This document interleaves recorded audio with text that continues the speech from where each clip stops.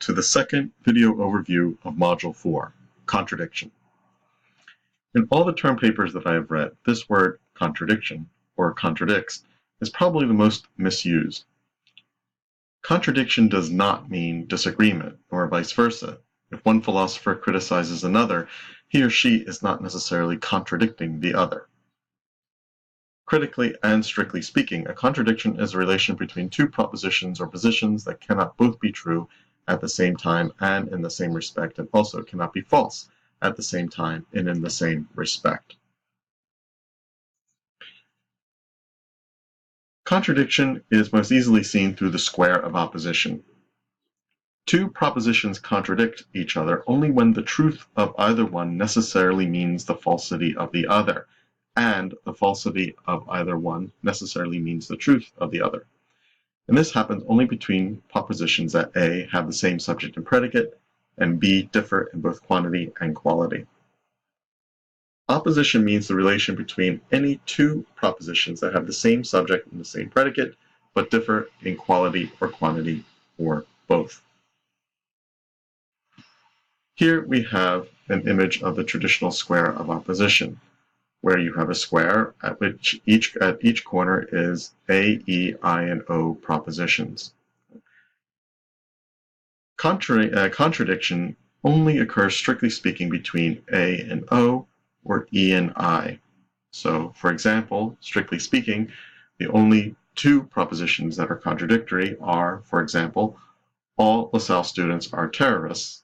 That is contradicted by O. Some LaSalle students are not terrorists. Or E, no LaSalle students are terrorists, is contradicted by I. Some LaSalle students are terrorists. Why are these two sets of propositions contradictory? Well, because if one is true, the other must be false, and if one is false, the other must be true. So, for example, E, no LaSalle students are terrorists. If that is true, then I, some LaSalle students are terrorists, must be false. But if E is false, no LaSalle students are terrorists, then I, some LaSalle students are terrorists, must be true. This is different from A and E, which are contraries. So all LaSalle students are terrorists. The contrary of that is no LaSalle students are terrorists. Now, if A, all LaSalle students are terrorists, is true, then E, no LaSalle students are terrorists, must be false. And if E is true, no LaSalle students are terrorists, then A, all LaSalle students are terrorists, is also false. But, and this is the crucial thing, A and E propositions can both be false. Right? So A, all LaSalle students are terrorists, is false, but we cannot tell whether E, no LaSalle students are terrorists, is also false at the same time. Right?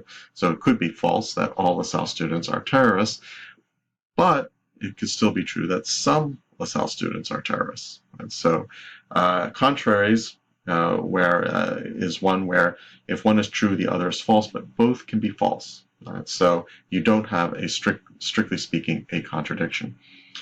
Subcontraries is the reverse. Right? So some LaSalle students are terrorists. Right? Has as a subcontrary, some LaSalle students are not terrorists. Right? Now, if one of these is false, some LaSalle students are terrorists, right, then the O proposition must be true. Right? Some LaSalle students are not terrorists. But both can be true.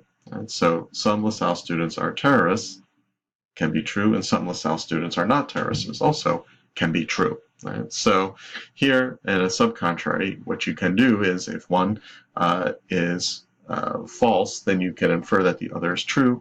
But if one is true, you can infer whether the other one is true or false. Right? And then finally, you have the subalternation, right, which is A to I and E to O. Right? So if all LaSalle students are terrorists, and that is true, then we can infer that some LaSalle students are terrorists. But it doesn't work the other way. Right? If all LaSalle students are terrorists is false, right? It doesn't necessarily imply that some LaSalle students are terrorists is also false. Right? So some can be terrorists. So in other words, truth flows downward, as the arrow indicates. Right? Whereas falsity flows upwards. And so if it's false that some LaSalle students are terrorists, then we can infer that it's false that all LaSalle students are terrorists.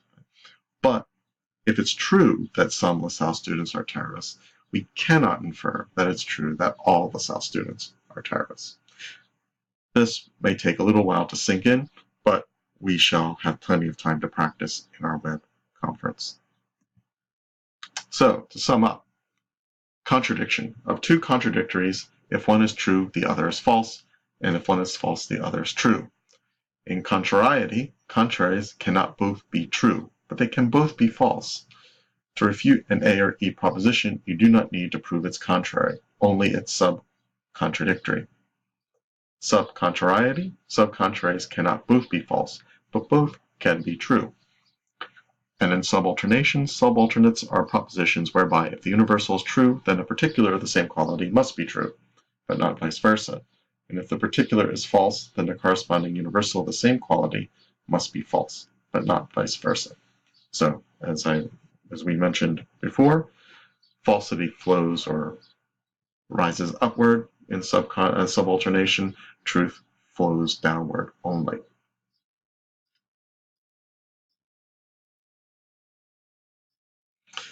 There are some tricky propositions on the square. Most of the rules for translating ordinary language propositions into standard form apply to the square of opposition. One particular exception are singular propositions, such as Socrates is fat. We can translate this into standard A form, all Socrates is something that is fat, but such propositions don't work completely on the square of opposition, since there cannot be a particular proposition of a singular. For example, some Socrates is something that is fat. So, for the case of singular propositions and singular propositions only, A and E propositions are contradictories and not contraries. So, all Socrates is fat is the contradictory of no Socrates is fat. So, if one is true, the other is false, and if one is false, the other is true. Existential import. A proposition has existential import if it means to claim the existence or non-existence of something. For example, there is no Santa Claus, God exists, unicorns are not real, etc. In such propositions, there is no predicate distinct from the copula. It simply states whether the subject exists or does not exist. But what of ordinary language propositions? Some have existential import, others do not. How can we tell? This is a judgment call. We simply have to use common sense here. Most modern logic textbooks say that only particular propositions have existential import. Some LaSalle students are smart is the same thing as saying there exists at least one LaSalle student who is smart, while universal propositions do not have existential import. This opens up a host of problems that Krefft treats in detail. In sum, such a distinction is highly problematic, and common sense is our best guide here. As far as practical applications of the square of opposition, Krefft gives us some examples, one from Pascal on Pascal's wager on the existence of God, as well as some other examples. Here I give you one example that I have made, which I think allows us to think pretty clearly about certain political positions in our current cultural climate. And of course, well, here you have two yes or no answers to whether individual freedom should be limited or we should give an expansive interpretation to individual freedom, and the same thing with state power. Should state power be limited, or should we give expansive, if not unlimited, power to the state? And depending on how one answers these two sets of questions, whether individual freedom should be limited or expansive, and state power should be limited or expansive, you actually get four options in the political marketplace, so to speak. Right? So for those who think that both individual freedom and state power should be limited, this is what we usually mean by conservatism. Conservatives believe that state power should be very much limited, but also human behavior should be limited, if not through state power, then through cultivation of virtue and so forth and so on. Those who believe that individual freedom, however, should be expansive, that there should be no or very few limits on what people do, while the state power itself being very limited, this is what we could call libertarianism. On the other hand, for those who think that individual freedom should be limited and yet state power should be expansive or even unlimited, what you have is socialism or fascism. In this sense, actually, socialism and fascism are not really different in answering these questions. Whereas those who think that state power should be expansive and individual liberty should be expansive, this is what we usually mean by liberalism. So from this, you can see a practical application of the square of opposition.